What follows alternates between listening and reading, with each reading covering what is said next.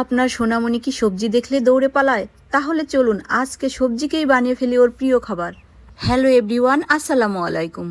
মাত্র 1 মিনিটেই তৈরি হয়ে যাবে সুপার হেলদি ভেজিটেবল নুডলস। এভাবে বাড়িতে যদি একবার তৈরি করে দিতে পারেন তাহলে বাচ্চারা বারবার আপনার কাছে খেতে চাইবে। এখানে ব্যবহার করব 2 প্যাকেট ম্যাগি নুডলস।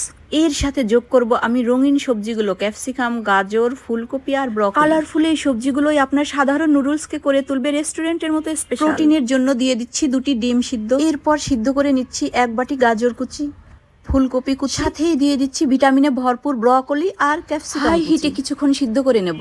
সবজিগুলো বেশিক্ষণ সিদ্ধ করা যাবে না, কারণ রং আর গুণ দুটোই নষ্ট হয়ে যাবে। সবজিগুলো তুলে নিয়ে ওই পানিতেই আমি 2 প্যাকেট নুডলস সিদ্ধ করে নেব।